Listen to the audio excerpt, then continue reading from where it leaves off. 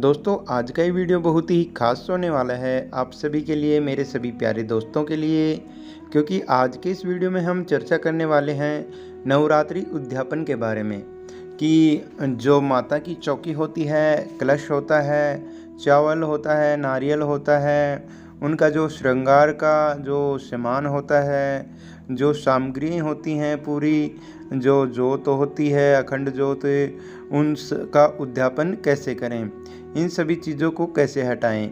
तो दोस्तों नवरात्रि के 9 दिनों तक माता रानी के पूजन का जो विशेष महत्व होता है। और दोस्तों नवरात्रि के प्रथम दिन घर में माँ की स्थापना की जाती है, वह माता रानी की चौकी सजाई जाती है। इसलिए कई लोगों को इस बात की जानकारी नहीं होती कि नवदुर्गे के पूजन के जो 9 दिनों के बाद माता रानी की चौकी को कब हटाना चाहिए, कैसे हटाना चाहिए, जो कलश है कलश के चावलों का क्या करें, साथ ही कलश के नारियल का क्या करें। मेरे दोस्तों के ऐसे कई सवाल होते हैं, तो आज मैं आपको इसी विषय पर कुछ खास बातें बताने जा रहा हूँ। तो बने रहे मेरे साथ दोस्तों अंत तक। आइए जानते हैं कि कलश के चावलों का क्या करें। दोस्तों माता की जो पूजा के लिए कलश स्थापना करते हैं, उस वक्त हम जो रंगे हुए चावलों से अष्टक दाल कमल बनाते हैं, उन चावलों को या तो हम किसी नदी या तालाब में विसर्जित कर सकते हैं। अगर आपके पास नदी या तालाब नहीं है तो फिर घर के किसी भी पेड़ पौधे में या क्यारियों में भी डाल सकते हैं।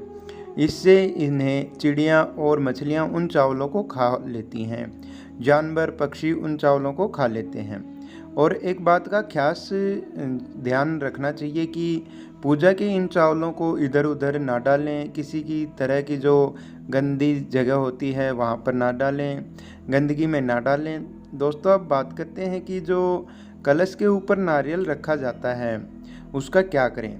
दोस्तों हम अपने घर में नवरात्रि के पावन पर्व पर माता का आह्वान करने के लिए कलश के ऊपर नारियल रखकर उसकी स्थापना करते हैं। कहते हैं कि इसी कलश पर हम जिस भी माता का आह्वान करते हैं उनका आह्वान होता है। इसीलिए मान्यताओं के अनुसार उस नारियल का भी बहुत ही विधिपूर्वक विसर्जन करना चाहिए। इसके अलावा कहा जाता है कि प्रसाद के लिए नारियल को हमेशा पुरुष लोगों के द्वारा ही, मतलब जो पुरुष होते हैं उनके द्वारा ही फोड़ा जाना चाहिए। ऐसा करना शुभ होता है। महिलाओं को नारियल को नहीं फोड़ना चाहिए, ऐसा करना अच्छा नहीं माना गया है। अब बात करते हैं कि नवरात्रि के बाद जो अखंड जोत होती है उसका क्या करें। दोस्तों जो नवरात्रि के 9 दिनों में जोत जलाई जाती है उसका क्या किया जाए। तो दोस्तों माना जाता है कि अखंड जोत जलाने के कई सारे नियम होते हैं। अखंड जोत में किसी तरह का व्यवधान आना शुभ नहीं होता है।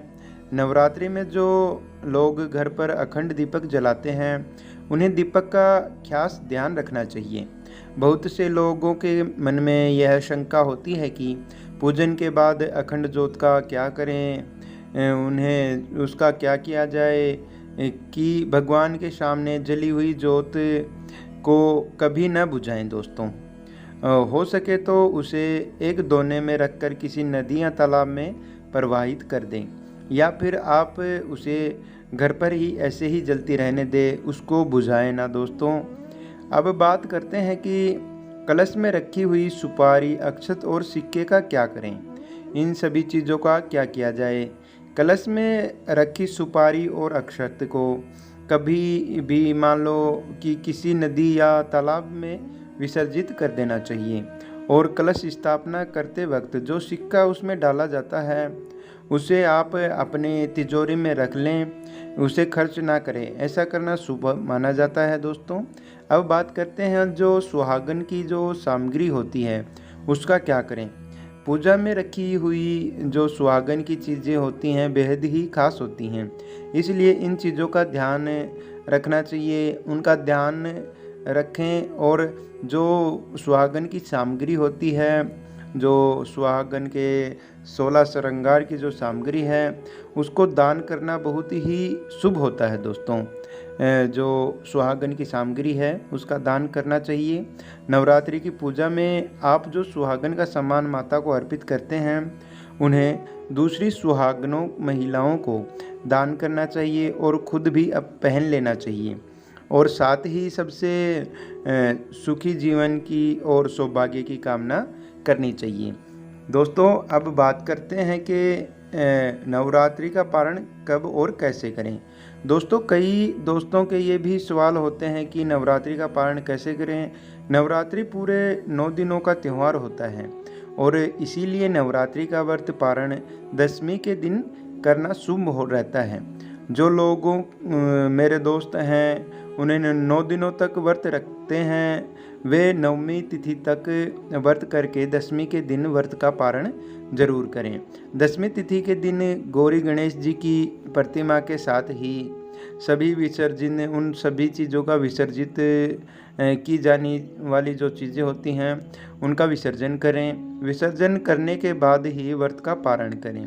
और इसके अलावा जो लोग पहला और आखिरी नवरात्रा का जो व्रत होता है वो करते हैं या रखते हैं, मान्यताओं के अनुसार वो जो पहला और आखिरी नवरात्रा रखते हैं वो नवमी के दिन ही पारण कर सकते हैं। दोस्तों धन्यवाद।